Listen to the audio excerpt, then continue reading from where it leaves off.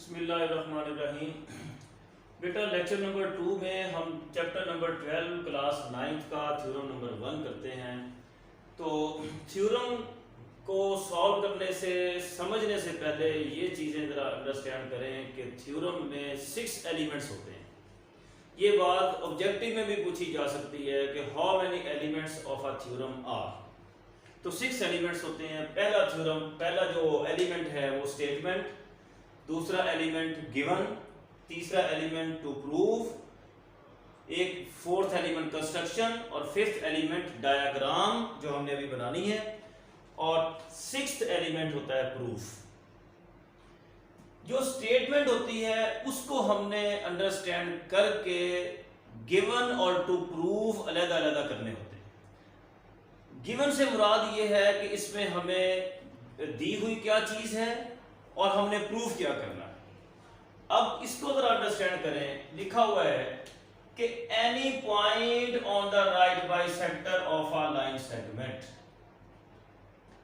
ये चीज हमें गिवन है।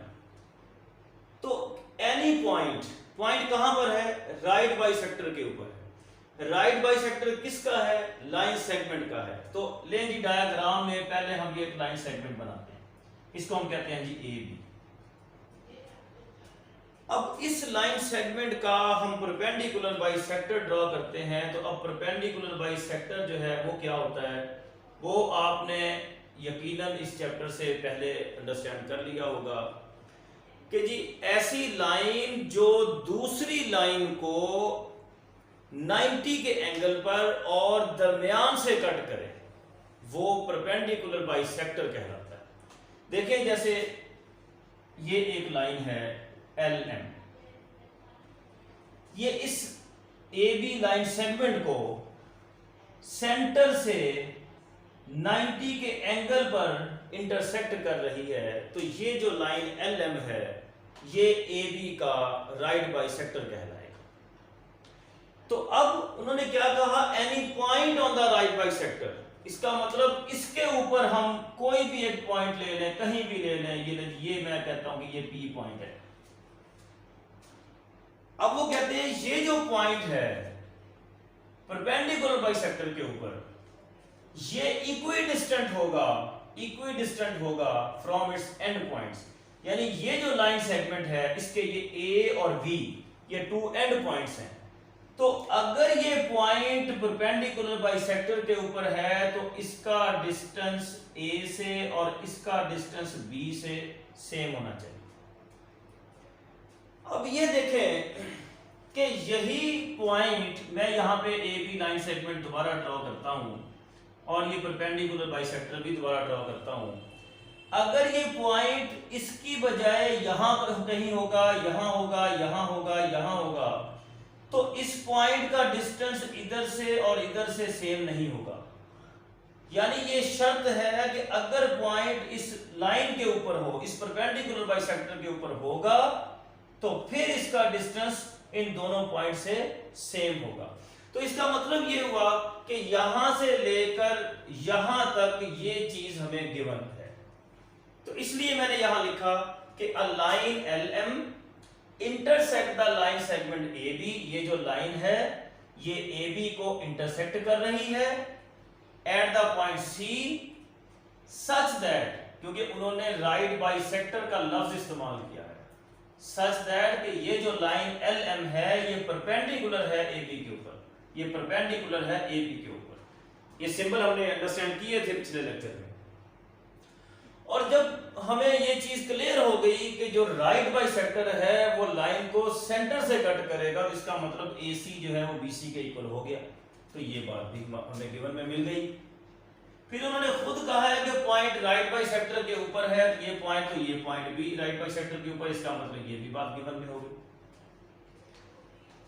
ये तो हमारा गिवन क्लियर हो गया। अब हमने प्रूफ क्या करना है कि ये जो पॉइंट है इस equidistant from its and point, यानी PA और PB ये दोनों इक्वल। अब हमने कंस्ट्रक्शन में क्या किया, सिंपल हमने P को डॉटेड के साथ A और B के साथ ज्वाइन कर दिया। अब हम आते हैं जी प्रूफ की तरफ।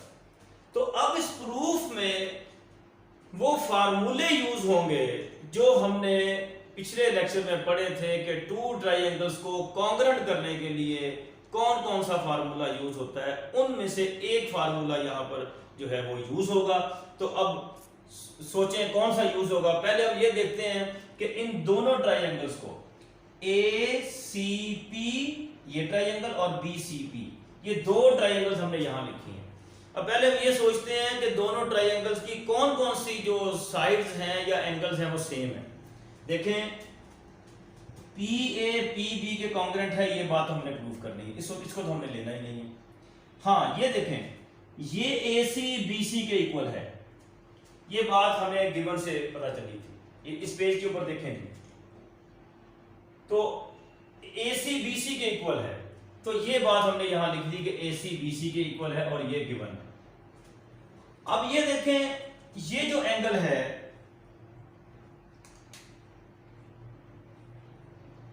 ACP ये भी 90 का एंगल है और BCP ये भी 90 का एंगल है, और इस राइट बाइसेक्टर का राइट एंगल का जिक्र हमने गिवन में किया हुआ है।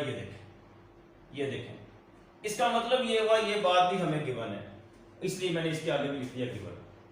तो मजीद क्लियर करने के लिए ये देखें PC जो है ये AB के ऊपर परपेंडिकुलर है, तो ये एंगल 90 का बनेगा, तो इसलिए मैंने ये भी लिख दिया कि PC परपेंडिकुलर है AB के और ये एंगल जो है वो C पर 90 का बनता है।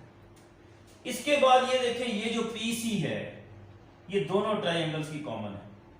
जैसे दो कमरों में एक दीवार जो है वो कॉमन होती है, ठीक है, तो इसी तरीके से टू ट्राइंगल्स में ये वाली जो साइड है PC ये दोनों की कॉमन है, इसलिए इसके आगे कॉमन लिख दिया। अब देखें टू साइड्स इसमें हमने ली है और एक एंगल लिया है, तो टू साइड्स कौन कौन सी ली हैं AC और PC, और इन दोनों साइड्स के दरमियान वाला हमने एंगल लिया है, तो इसलिए साइड एंगल साइड ये दोनों ट्राइंगल जो हैं वो इक्वल हो गई हैं, कॉन्ग्रुएंट हो गई हैं, लेकिन किस कानून के मुताबिक, किस फार्मूले के according, side angle side postulate. तो जब टू ट्राइंगल्स कॉन्ग्रुएंट हो गई हैं तो इसका मतलब ये हुआ कि उनके कॉरेस्पॉन्डिंग एंगल्स भी कॉन्ग्रुएंट होने चाहिए, उनकी कॉरेस्पॉन्डिंग साइड्स भी कॉन्ग्रुएंट होनी चाहिए। तो इसका मतलब ये हुआ फिर ये वाली साइड PA और PB ये दोनों कॉमन दोनों जो है वो सेम हो जाएंगी, तो इसलिए मैंने लिखा कि PA PB के कॉन्ग्रुएंट है। तो ये किस रूल की वजह से ये हुआ है, corresponding sides of congruent triangles, यानी जो ट्राइंगल्स हमने कॉन्ग्रुएंट प्रूव की हैं उनकी कॉरेस्पॉन्डिंग साइड्स जो हैं वो इक्वल हुई है। Thank you.